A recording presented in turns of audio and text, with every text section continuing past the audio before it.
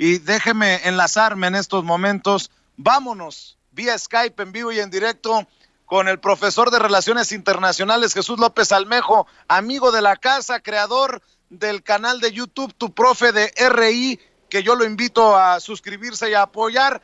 Profe, ¿cómo estás? Te saludo con mucho gusto. Buenas tardes. Muy buenas tardes, querido Vicente. Muy contento de estar contigo, con el equipo de Sin Censura y con toda la audiencia. Oye, profe, antes de hablar del tercer debate presidencial en Estados Unidos, déjame preguntarte tu opinión acerca del posicionamiento de México a nivel regional. Queda establecido un discurso brutalmente directo de México por parte del subsecretario para América Latina y el Caribe ante la OEA, un discurso muy duro contra Luis Almagro, luego de los resultados de las elecciones en Bolivia que confirmarían que no hubo fraude y que es la decisión del pueblo tener al MAS, el movimiento al socialismo, en el poder, con un Evo Morales que en los últimos días se ha mostrado agradecido con México, con el presidente, con los mexicanos, con el canciller, una y otra vez, por lo menos 3 o 4 veces en esta semana. Dame tu opinión, profe, de el papel López Obrador, su autoridad moral y el liderazgo de México recuperando terreno en nuestra patria grande. Así es, querido Vicente. Pues mira, yo como analista de relaciones internacionales y como estudioso de la política exterior de México desde hace por lo menos 15 años, a diferencia de otros pseudoacadémicos que están ardidos ahorita con el presidente por el tema de los fideicomisos, porque eran parte de la élite dorada de la Academia Mexicana y que ganaban mucho dinero con muy poco esfuerzo y con muy poca producción científica, y que están ardidos y que en su ardor dicen que México es una vergüenza en el exterior porque el presidente no habla inglés y porque no sale de México. Pues mira que el presidente y el tiempo les ponen una cachetada en el hocico y los ponen en su lugar, porque tú has dicho algo que es correcto. México está recuperando prestigio, México está recuperando dignidad, México está recuperando sobre todo liderazgo en la región, en la patria grande. Y yo, como estudioso de la política exterior de México desde hace 15 años, que tengo publicaciones en revistas científicas, que tengo capítulos de libros escritos al respecto y que tengo todo un curso cargado en mi canal de Tu Profe de RI sobre la política exterior, al evaluar, Vicente, sexenio tras sexenio, la verdad es que sí, con Vicente Fox la política exterior fue una vergüenza, con Felipe Calderón la política exterior fue una vergüenza, la imagen de México perdió fuerza, y con Peña Nieto, bueno, de corruptos, entreguistas y aliados a los malos, al Grupo de Lima y a todos esos derechistas que tienden a ser intervencionistas, que tienden a reprimir a sus poblaciones brutalmente, como lo hicieron los golpistas bolivianos, como lo hizo Piñera y lo sigue haciendo en Chile, como lo hace Iván Duque en Colombia, desapareciendo a los líderes. Vaya, México es un respiro, Vicente. México es ese faro de luz en la región que tanto hacía falta, y López Obrador demuestra que aunque no sepa inglés, López Obrador demuestra que aunque no salga tanto de México para no despilfarrar los recursos económicos de la patria, tiene y hace este proceso de delegar responsabilidades en el magnífico equipo de relaciones exteriores que tiene este país, un servicio exterior, ahí sí te lo puedo decir, bien hecho, sólido, al que lo han menospreciado otras administraciones, pero que también con el secretario, con Marcelo Ebrard Casaubon, ha recuperado prestigio y ha recuperado liderazgo. Lo vemos ahora mismo en el tema de Chihuahua, con el director para América del Norte, Lord Cacahuates, que se ha fajado bien los pantalones frente al gobernador de Chihuahua en el tema del Tratado de Aguas, y que lo ha desnudado, Vicente, con argumentos sólidos de la hipocresía que maneja el gobernador de Chihuahua. Ahora, pareciera que no te estoy respondiendo la pregunta concreta que me hiciste, pero contextualizo nada más para poner en perspectiva que México es coherente.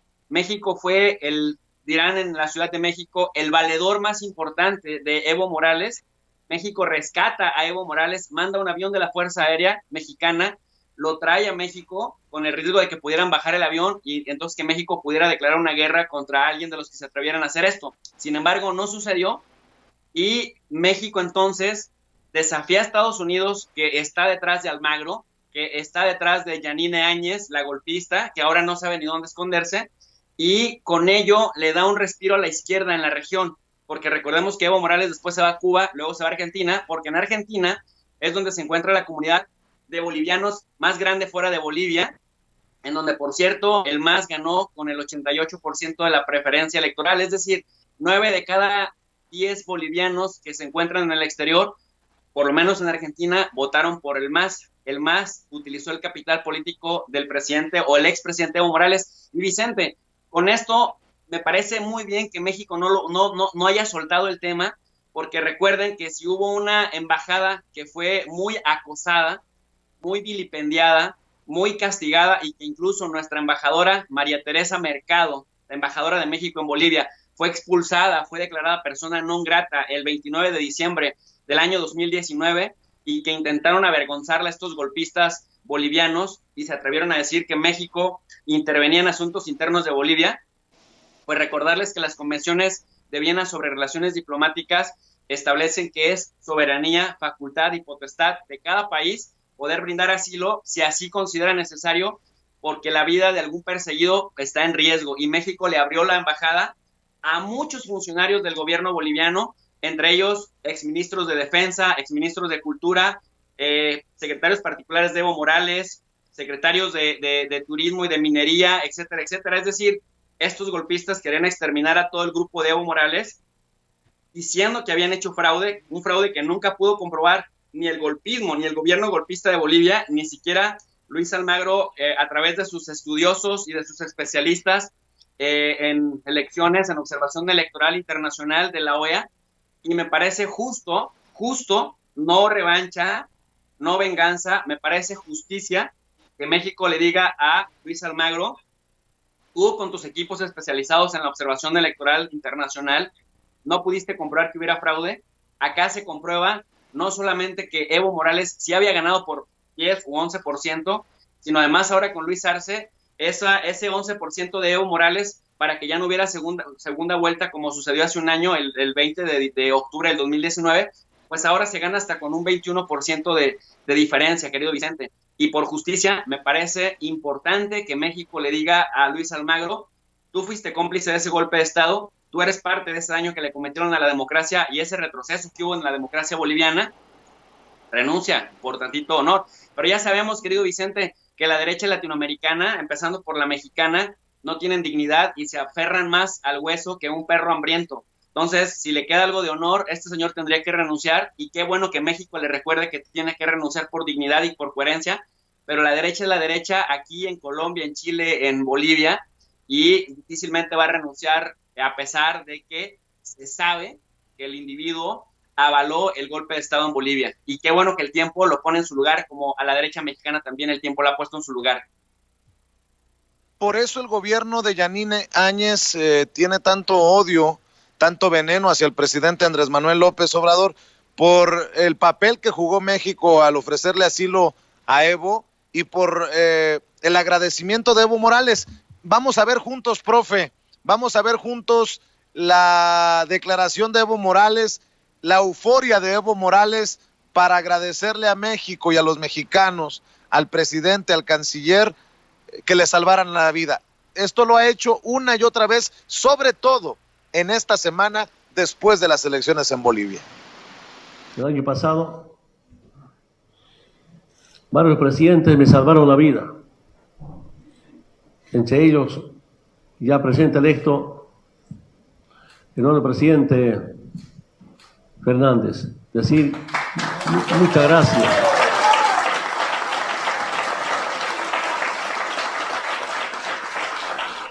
El día 11, cuando estuve en el selva adentro, es el presidente que más se contactó todo el día.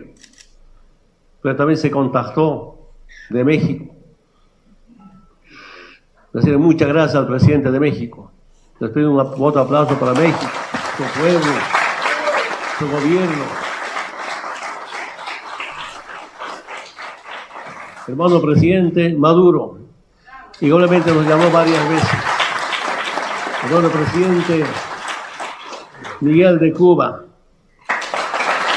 su canciller, su ministro movilizado todo el día, como cómo sacar a Evo. Sería largo comentarles porque no dejaban entrar pues el ahí día están 11 las avión de México. Ahí están las declaraciones de Evo Morales para el presidente de México, para el pueblo. Mi querido Jesús, esto es lo que le molesta al gobierno golpista de Bolivia. Por eso lloran una supuesta injerencia del gobierno de López Obrador en la situación boliviana. Así es, querido Vicente. Y mira, nada más recordarle a la gente así en 30 segundos cuál fue el meollo del asunto. Evo Morales en 2016 abrió un referéndum para que la gente le dijera, para que se legitimara un cambio constitucional al artículo 168 para ver si podía reelegirse por cuarta ocasión. En ese momento perdió por 2.6% y entonces ya no tenía por qué haber intentado reelegirse una cuarta ocasión. Sin embargo, recordarle a la gente que el movimiento al socialismo fue al tribunal electoral y en el tribunal se dijo, pues no podemos violar los derechos políticos de nadie porque además la aceptación que tiene Evo Morales entre la gente es muy alta. Entonces le dieron, digamos, el sí. La derecha boliviana aceptó. Si la derecha boliviana desde entonces, desde 2017, que el tribunal falló a favor de Evo Morales para que sí pudiera reelegirse, le dice, entonces no competimos nadie, saboteamos la elección, entonces en ese momento se acaba todo. Pero la derecha dijeron, Evo Morales ya está derrotado, ya en el referéndum perdió, le pudimos vencer en el referéndum, aceptaron la reelección, o sea, aceptaron la competencia electoral pensando que lo iban a derrotar y en la elección, pues Evo Morales le sacó por lo menos 11 puntos porcentuales. Entonces, cuando ellos hablan de que Evo Morales es el que había defraudado, técnicamente se equivocaron, Vicente. Pensaron que con la fuerza de los medios de comunicación, de los empresarios y una campaña internacional brutal que le hicieron en contra, diciendo que Bolivia se iba a convertir en el próximo Venezuela y que Bolivia iba a estar en la calle de la amargura. Oye, Vicente, además ignorando que si hay un país que se ha convertido en la joya de la corona en América Latina es Bolivia. ¿Por qué? Porque con Evo Morales se disminuyó el analfabetismo al 50%, se disminuyó la pobreza en 40%, Bolivia creció en un promedio de entre el 4.7 y 5.2%. Eso no lo logró ningún país en América Latina entre 2006 y 2019. Es que hay que decirlo con claridad. Se rompió récords en la acumulación de reservas internacionales. El Producto Interno Bruto creció de 9,000 millones de dólares a 40,000 millones de dólares. Es decir, les dio, Vicente, en la jeta a aquellos egresados de Harvard que con todas sus matrices, que con todo su cálculo diferencial, que con todas sus fórmulas técnico-científicas, tecnócratas, decían que saben qué modelos económicos hacen crecer a los países en América Latina, porque ves que se la pasan dando recetas y que además eran discípulos del consenso de Washington. Bueno, Evo Morales, sin terminar la preparatoria, siendo un indígena al que se le dificulta hablar el castellano, Evo Morales, sin tener todo este aparato y toda esta parafernalia, logró hacer de Bolivia un país de 11.5 millones de habitantes, hay que decirlo, un país pluriétnico, una verdadera joya de inclusión. Además, para que la gente que nos esté escuchando lo tenga presente, para que no nada más avienten hate, pues, ¿no? Es el tercer país del mundo con más mujeres congresistas. Entonces, estamos hablando que también tiene una política de género, estamos hablando de que tiene una política centrada en los más pobres, estamos hablando de que gracias a eso, Vicente, Bolivia se fue para arriba y empezó a sacar de la pobreza en tiempo récord a la población más vulnerable, que tenía necesidades, por supuesto. Bolivia había sido arrodillada por la derecha boliviana hasta el año 2006, desde su independencia, y tú sabes que la derecha generalmente no tiene patria, la derecha es clasista, es excluyente, y sí creen estas jerarquías de que el pobre es necesario para que unos puedan prosperar. Entonces llega un indígena sin estudios, les empieza a dar cátedra de cómo gobernar, pues por supuesto que les hirió el orgullo. Incluso países como Colombia, que siempre han sido gobernados por la derecha y que se sienten la Suiza de Sudamérica, pues no, tienen problemas de desigualdad muy fuerte, de inseguridad, etcétera, etcétera. Por eso es que también desde el exterior la derecha se solidarizaba con los bolivianos golpistas y querían erradicar el peligro que representa Evo Morales como un cambio paradigmático en la manera de gobernar, creciendo económicamente, sacando gente de la pobreza, sacando gente del analfabetismo y sobre todo, Vicente, con ahorros, sin endeudar al país, que es lo más importante. ¿Cómo ves? Pues qué interesante el análisis que nos haces para Sin Censura, profe. Y bueno, pues en ese sentido también vamos a hablar de las elecciones en Estados Unidos. Se lleva a cabo un debate presidencial ayer, es el tercero. Creo que estuvo más civilizado que otros encontronazos que han tenido Donald Trump y Joe Biden. Y el tema migratorio sale a brillar en este debate. Dice Joe Biden que si es electo presidente le va a dar reforma migratoria a más de 11 millones de inmigrantes indocumentados, y Donald Trump le pone una zarandeada con una sola pregunta: ¿por qué no lo hizo o por qué no apeló por estos beneficios para los indocumentados en los 8 años de gobierno de Barack Obama, entendiendo que Barack Obama ha sido el presidente que más indocumentados ha deportado en la historia de Estados Unidos, profe? Sin duda alguna, Vicente, una ventaja de este tercer debate con respecto al segundo debate que nunca sucedió y con respecto al primer debate que fue muy saboteado por Trump en el proceso de la interacción porque interrumpió muchas veces. Me parece que la Comisión de Debates Presidenciales de Estados Unidos hizo un papel importante al evitar que se interrumpieran por lo menos en los 2 primeros minutos en los que cada uno de los candidatos posicionaba su mensaje. Y luego otra cosa interesante que los hacía ser sagaces y audaces es que después de 2 minutos ya les abrían el micrófono, ya se podían interrumpir, pero cada interrupción, el tiempo que le cobraba cada interrupción era descontado del tiempo general de su participación en el debate. Esto obviamente agudizó a los candidatos a plantear, a maximizar su tiempo, y por otro lado permitió que pudieran comunicar su mensaje con claridad cada uno de ellos, y esto evitó la acción retórica. Para que la gente nos esté escuchando, que sepa qué es la acción retórica o que no entienda qué es la acción retórica en la comunicación, es el diálogo de sordos, Vicente, cuando dos bandos que están comunicándose gritan tan fuerte que no pueden escuchar al otro porque ni siquiera están en la disposición de escuchar al otro ni a dejarse convencer por el mejor argumento. A eso le llamamos la acción retórica. Cuando hay intercambio de ideas y hay argumentación, intercambio de argumentos, entonces ahí hablamos de la lógica de lo apropiado en la comunicación, y eso fue lo que vimos el día de ayer. Hubo una lógica de la argumentación, hubo una lógica de lo apropiado, de respetar las normas del debate, y eso nos permitió visualizar 3 cosas. Primero, Vicente querido, que América Latina sigue estando muy ausente en los debates presidenciales de Estados Unidos, y que cuando hace 4 años Donald Trump utilizó a México en los debates, pues nos fue como en feria, ¿no? Nos agarró de piñata. Por otro lado, Joe Biden parece que tiene más interés en Colombia, que realmente es mucho menos significativo para Estados Unidos por la poca interacción o la acción desproporcionada en comparación con México que tiene Colombia, pero parece ser que Joe Biden sí a propósito ignora a México, y también por ignorancia, porque conoce muy poco de la cultura mexicana.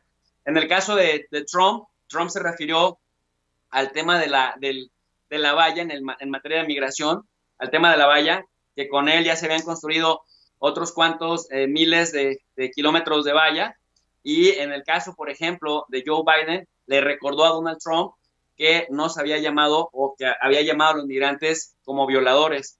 Entonces, me parece que en los dimes y diretes de estructura, de coyuntura, lo que vale la pena rescatar en temas estructurales es esto que te digo: América Latina y principalmente México fuera del debate en lo central, y también se debe a una cosa, Vicente, muy importante, que los latinos, aunque representan el 18% de la comunidad en Estados Unidos, aunque tienen 32 millones de personas que son elegibles para votar, solo se registraron 17 millones. Y en 2016, por ejemplo, de los 27 millones que había, solamente votaron el 47.6%. Esto significa, Vicente, que solamente está votando menos de 1 de cada 2 personas. Al hispano, al latino en Estados Unidos, le sigue valiendo queso un poco el tomar el destino de su propio destino en sus propias manos. Y una manera de mostrar poder, una manera de presionar a los funcionarios de alto nivel en Estados Unidos es amenazándolos o con votar por el otro o con quitarles el apoyo electoral que se les tiene.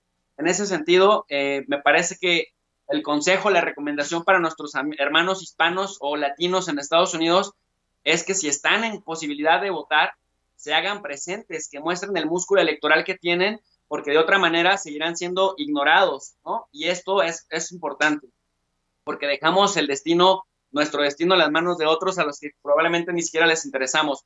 Otra cuestión importante, Vicente, esto que tú decías, Donald Trump le reclamó a Joe Biden y lo desarticuló con este tema de la reforma integral que abriría un camino a la ciudadanía para 11 millones de personas. Lo desbarató cuando le recordó que en 8 años que habían estado en el poder él y Barack Obama no lo había hecho nada. Entonces le dice, no prometas que vas a hacer algo que no hiciste cuando ya fuiste gobierno en el máximo nivel. Y me parece que le da una zarandeada importante. Sin embargo, otra cosa que también Joe Biden hizo bien, Joe Biden está monitoreando, Vicente, hacia dónde se mueven las aguas ahí en Estados Unidos y percibe el equipo de Biden que el estadounidense promedio ha sido sacudido bastante fuerte este año y está harto de la polarización. Entonces, la conducta de Biden puede estar en el centro de no polarizar y decir, voy a ser un presidente para todos, voy a estar en el centro, no me importa si los estados son demócratas o republicanos, voy a gobernar, voy a ser presidente para todos los estadounidenses. Me parece que eso es importante porque Trump sí tiene una clara tendencia, querido Vicente, a gobernar para los nativistas, para los blancos del America Great o del Keep America Great, este Estados Unidos xenófobo, esclavista, excluyente, y Joe Biden empieza a hablarle al sector de los indecisos, uno, al que le da vergüenza decir que pudiera votar por Trump, y dos,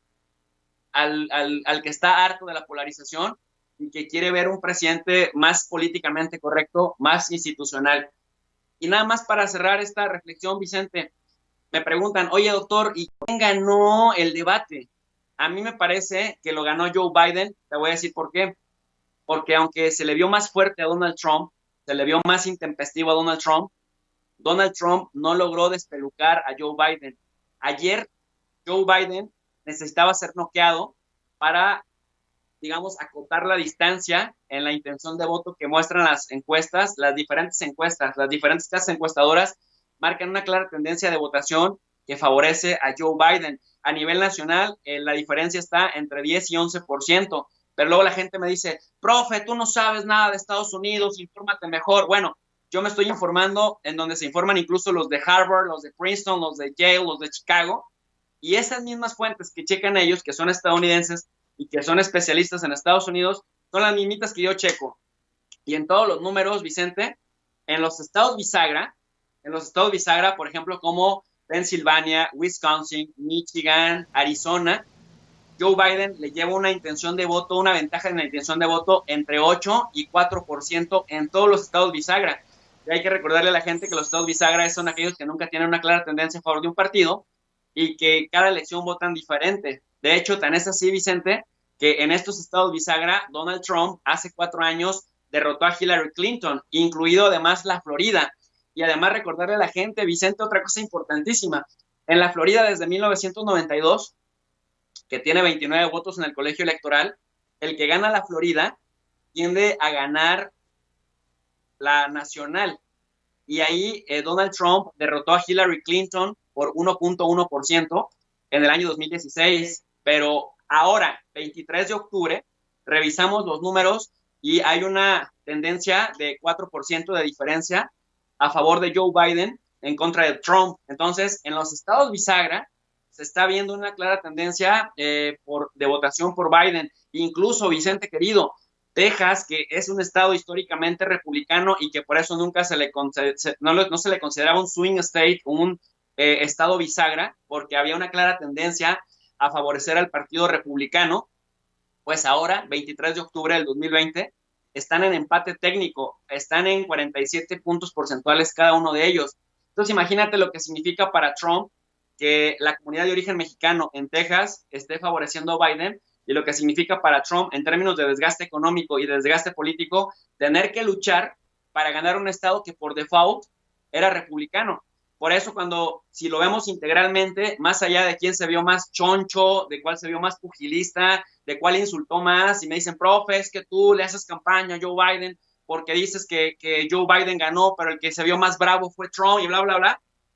esas tonterías yo las ignoro porque yo veo el panorama más amplio.